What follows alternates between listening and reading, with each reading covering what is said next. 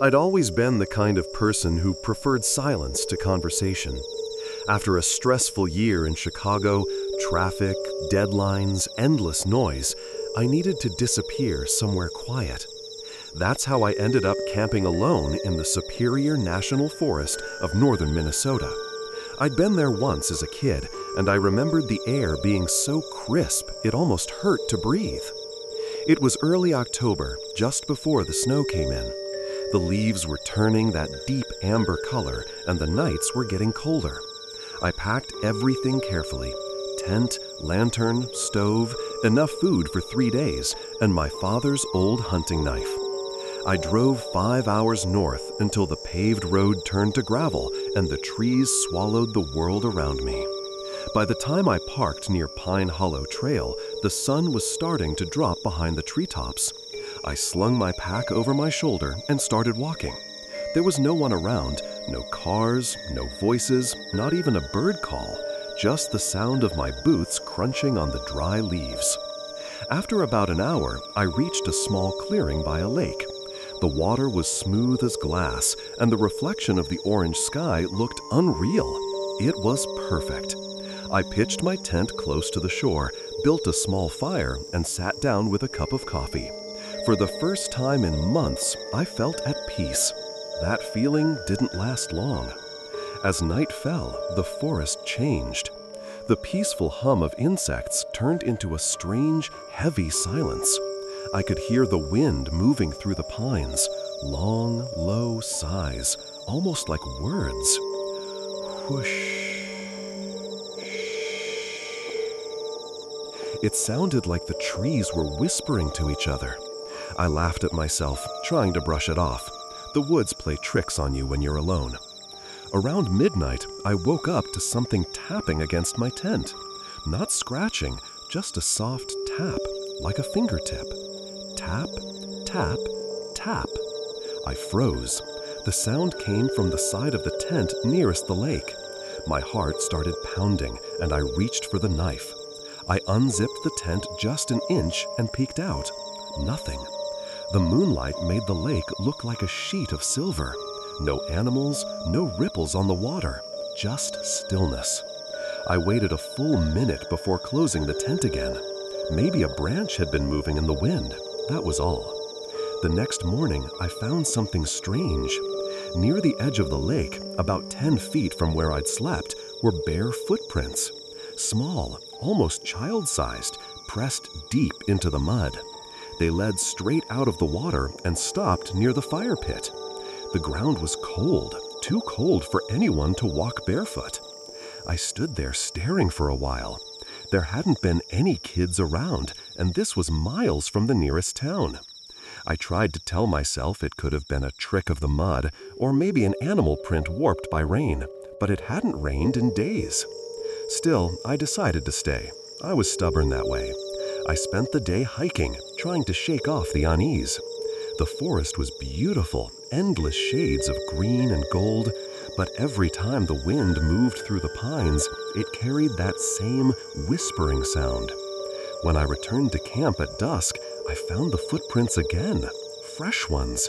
Only this time, they were around my tent, circling it. That night, I couldn't sleep. I sat inside my tent with the knife in my hand, the lantern glowing weakly. The forest outside felt alive, like it was breathing. Then, around 2 a.m., I heard something move in the water. A slow splash, then another. I unzipped the tent a few inches. Out by the lake, about 20 feet away, I saw a shape, a person, standing ankle-deep in the water, facing me. The moonlight reflected off their pale skin. They didn't move, didn't speak. I whispered, "Hey, you okay?" No answer. I stepped out, the cold hitting me hard. "Do you need help?" Still nothing. Then they turned. It wasn't a child. The face was gray and bloated, eyes sunk deep into black hollows. Hair hung in long, wet strands. The mouth was open. The sound that came out wasn't a scream. It was the same whispering I'd heard in the trees. I stumbled back, tripping over a rock, and when I looked up again, the figure was gone. The water was still. I didn't sleep that night. I kept the lantern on until dawn, my hands shaking so badly I nearly dropped the knife. By morning, I'd had enough. I packed up fast, throwing everything into my bag. But before I left, I went to the lake one last time. There, in the mud, were the same small footprints, heading straight back into the water. As I turned to go, I noticed something near where my tent had been, a small wooden carving. It looked like a child, its face crudely carved, its mouth open in a silent scream. I didn't touch it, I just ran. When I finally reached my car, I drove without stopping until I hit pavement again. Even then, I kept checking my mirrors, half expecting to see someone standing in the road behind me. That night, back home, I searched online for anything about Pine Hollow. Most of it was hiking blogs and fishing guides. But buried deep in a local history site, I found a mention of a family that had lived near the lake in the 1930s. Their daughter had drowned there, her body never found.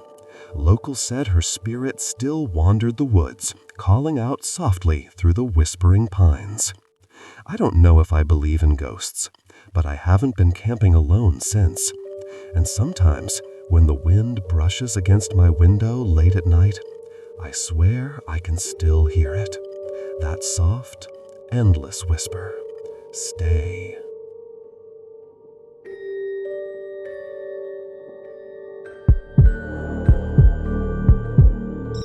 I don't usually go camping alone. I'm not scared of the woods or anything. I just like company. But last September, after my girlfriend and I broke up, I needed to clear my head. So I packed my gear, tossed it in the back of my pickup, and drove to Red Hollow State Park in Colorado. The park was beautiful. Miles of red rock cliffs, pine forests, and winding rivers. It was also off-season, which meant I'd have the trails mostly to myself. That's what I wanted. No noise, no people, no reminders. I checked in at the ranger station just before sunset. The ranger, an older guy with a faded uniform and weathered face, looked up as I walked in. "Camping alone?" he asked. "Yeah," I said, trying to sound casual. "Just a night or two." He nodded slowly. "Plenty of good spots out there. Try not to go past Site 19, though. They closed off the North Loop last spring. Why's that?" He hesitated. "Storm damage," he said finally. "Unsafe ground." I thanked him, signed the form, and headed out. It took me about an hour to hike to my site. I passed a few empty campgrounds, sites 15, 16, 17, but when I reached site 18, it didn't feel right. The trees leaned in too close and the ground was uneven. I decided to go just a little farther. That was my first mistake. Site 19 was empty, but I could see another clearing past it, half hidden behind some deadfall trees. Curiosity got the better of me, so I climbed over the logs and found it. A perfect open space with a flat patch of dirt surrounded by pines. There was even a small fire ring already built. I figured this must have been Site 20, maybe the one they'd closed off. The air felt colder here, but I told myself it was just the elevation. I pitched my tent, started a fire, and cooked up some beans and sausage. When the sky went dark, the stars came out like nothing I'd ever seen before. I leaned back against a log and thought maybe this was exactly what I needed. Then I heard it. Somewhere out in the trees, a single, sharp whistle. Not the wind, not a bird, a person's whistle. I froze. It came again, lower this time, almost like someone imitating a tune. I grabbed my flashlight and scanned the trees, but the light barely cut through the darkness. "Hello?" I called. No answer. The sound stopped, replaced by total silence. I told myself it was just some hiker or maybe the wind through the branches. Still, I kept the fire going a little higher that night. At around 2 a.m., I woke up suddenly. The fire had died down to embers, and my tent felt ice cold. Then I heard it again, closer now.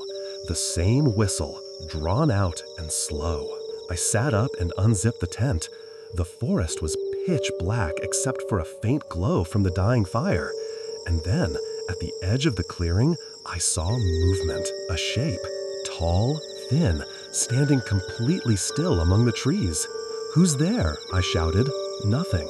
The shape didn't move, didn't speak, didn't even seem to breathe. I flicked on my flashlight and aimed it straight at the spot, but there was nothing there. Just the trees. I laughed nervously, zipped the tent, and told myself I was imagining things, but deep down, I knew I wasn't. When morning came, I packed up fast. I didn't even eat breakfast. I just wanted to get back to the truck. But when I reached the fallen logs that marked the edge of the clearing, I noticed something that my stomach turned. Something had built a second fire ring during the night, about 15 feet from mine. And inside it, arranged in a perfect circle, were animal bones. Small ones, maybe from rabbits or squirrels? I didn't wait to find out. I threw my pack on my back and started walking. The woods were silent, too silent. Even the birds were gone. I must have taken a wrong turn, because after 20 minutes, I came to a sign half buried in the dirt. It was old, the paint faded, but I could still read the letters. Site 20. Closed due to fatal incident. 04/21. A chill ran down my spine. I turned around to head back toward the trail, but that's when I saw it. Carved into the bark of a nearby tree, "Stay tonight." The letters were deep, almost fresh. I started running. My heart was pounding so hard I could barely breathe. I didn't stop until I saw the glint of my truck through the trees. When I got there, the ranger was outside, leaning on the railing, drinking coffee. "Back already?" he asked. "Yeah," I said, trying to catch my breath. "You said North Loop was closed for storm damage." "Yeah," he said slowly. "Then why is there a sign up there about a fatal incident?" He stared at me for a long time. Then he sighed. "We don't like to talk about that. 2 campers disappeared last April, couple from Denver. They were found near Site 20. What was left of them, anyway. No one could explain what happened." "What do you mean?" I asked, my voice shaking.